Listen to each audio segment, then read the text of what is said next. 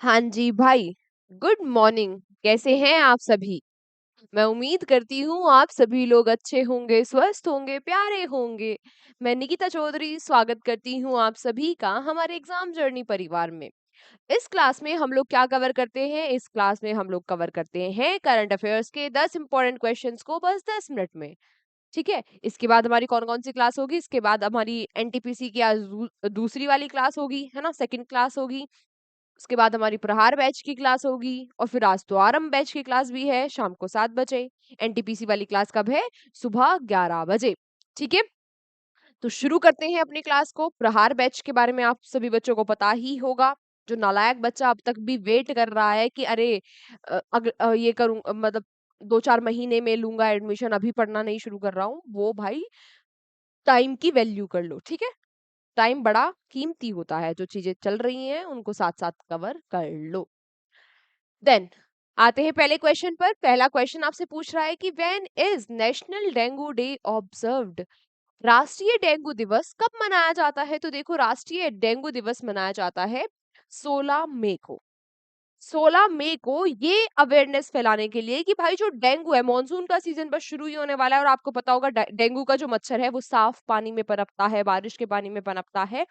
तो भाई डेंगू जो फीवर है उससे कैसे बचाव रखना है, कैसे अपनी आसपास की सराउंडिंग्स को साफ रखना है, इस बात की अवेयरनेस को फैलाने के लिए ये दिन मनाया जाता है 16 मई को। ठीक है, इस बार की थीम क्या है? इस बार की थीम है act early, prevent dengue, clean surroundings, healthy living. अच्छा, डेंगू है क्या? डेंगू एक वायरल इन्फेक्शन है जिसकी वजह से आपको बुखार बुखार हो जाता है, बहुत ही गंदा बुखार होता है। ठीक है, और इसमें ये बात आप याद रखना कि ये जो इन्फेक्शन है ये एंडेस मॉस्किटो, जो एंडेस मच्छर है उसके काटने से होता है। और इस एंडेस में भी बेसिकली जो एंडेस इजिप्टी है उससे, है ना। और आपको ये तो बात पता ही होगा कि डेंगू जो होता है वो मादा मच्छर के काटने से होता है ना। कई बार ये क्वेश्चन भी पूछा हुआ है। Next, who has been recently appointed as a president of BRICS CCI? हाल ही में किसे ब्रिक्स सीसीआई का अध्यक्ष नियुक्त किया गया है? तो बीसीसीआई का अध्यक्ष कौन, ब्रिक्स का सीसीआई का अध्यक्ष कौन बने हैं? क्या अजय कुमार बने हैं? अरे भाई, कल की क्लास में ही हमने पढ़ा था कि अजय कुमार तो यूपीएससी के चेयरमैन बने हैं अभी। क्या बने हैं? यूपीएससी के चेयरमैन बने हैं। और बी आर गवई जी बने हैं हमारे भारत के 52nd CJI, chief justice of India. तो ये ब्रिक्स सीसीआई के अध्यक्ष बन गए हैं हरवंश चावला। कौन बने हैं? हरवंश चावला। ठीक है, अब अगर मैं यहाँ पर बात करूं, अच्छा, ब्रिक्स सीसीआई वैसे क्या है? ये है chamber of commerce and industries. अगर मैं यहाँ पर बात करूं ब्रिक्स के बारे में, तो वो कौन सा बच्चा है जो ब्रिक्स के बारे में नहीं जानता? शायद हम 1000 बार रिवाइज कर चुके होंगे ब्रिक्स के बारे में। जो हमने आरंभ बैच में इंपॉर्टेंट ऑर्गेनाइजेशन वाली क्लास ली थी, हमने वहां पर भी पढ़ा था। जिस बच्चे को नहीं अभी भी याद है, एक बार फिर से हम पढ़ लेते हैं। देखो, आप लोग लिखते रहना। जो ब्रिक्स है, ब्रिक्स की स्थापना हुई थी या फॉर्मली ऑफिशियली इसकी स्थापना हुई थी या फर्स्ट समिट इसकी हुई थी 2000, दोनों ही काम कब हुए थे? 2009 में।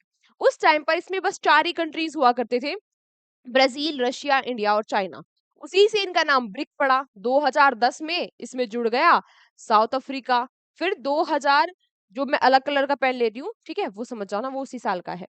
2024 2024 में इसमें जुड़ गए इजिप्ट, इथोपिया, ईरान और यूएई। और अभी रिसेंटली 2025 में इसमें ऐड हो गया इंडोनेशिया। यानी कि टोटल मिलाकर इसमें 10 मेंबर हो गए हैं ब्रिक्स में। ठीक है, अब ये ब्रिक्स प्लस बन गया है। अब ऐसे नहीं है कि नाम जुड़ते जा रहे हैं, जैसे ब्रिक्स से साउथ अफ्रीका जुड़ के ब्रिक्स हो गया था, अब ऐसे नाम नहीं जुड़ रहे। ठीक है, बात करें 2025 में ब्रिक्स की समिट को होस्ट कर रहा है ब्राजील। ये इस बार इसकी 17th समिट है।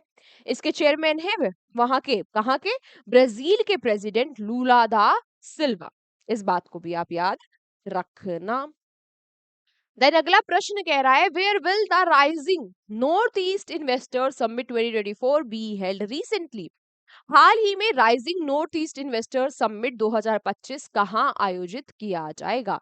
तो इसका आयोजन होगा भाई न्यू दिल्ली में। है क्या ये? कि भाई ये बताने के लिए इन्वेस्टर्स को कि हमारे नॉर्थ ईस्ट में भंडार है, बहुत ज्यादा पोटेंशियल है हमारे नॉर्थ ईस्ट में। आप लोग आओ अपनी इंडस्ट्री नॉर्थ ईस्ट में लगाओ, जिससे कि आपको बहुत सारे वहां पर पोटेंशियल मिल जाए, बहुत सारे रॉ मटेरियल मिल जाए, बहुत सारी स्किल्ड, बहुत सारी और भी चीजें मिल जाए, जिससे कि आपका जो वहां पे बिजनेस लगेगा वो अच्छे से ग्रो करे और वहां के लोगों को काम मिल जाएगा, है ना।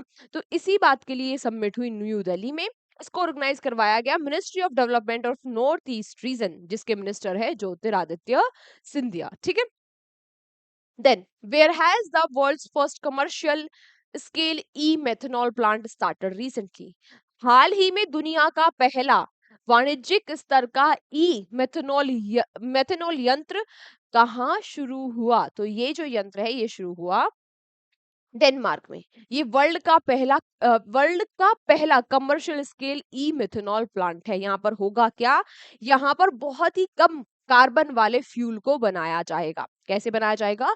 ग्रीन जो हाइड्रोजन है उसको, जो कैप्चर्ड CO2 है, जो कैप्चर्ड पकड़ी हुई, जो मतलब इकट्ठी की हुई CO2 है, उसके साथ मिक्स कर दिया जाएगा, जिससे कि जो कार्बन एमिशन होता है ना, जो इन्वायरमेंट को हार्म हो रहा है वो बहुत ही कम होगा। कल परसों की क्लास में ही मैंने आपको पढ़ाया था कि जो मीथेन है वो ही 30% है ग्रीन हाउस गैसेस का।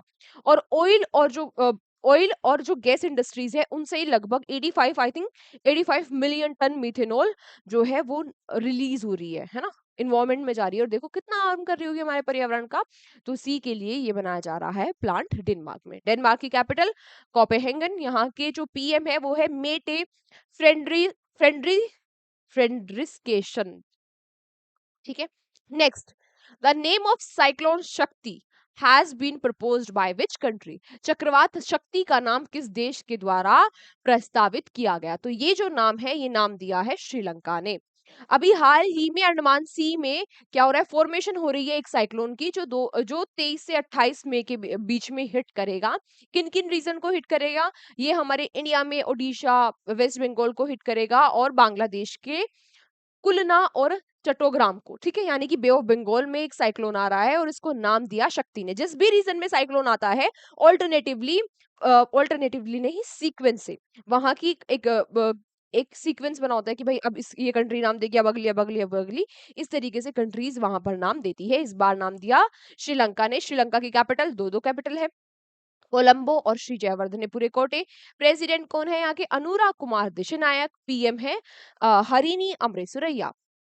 Next, which state government has recently approved the artificial sand M-Sand policy?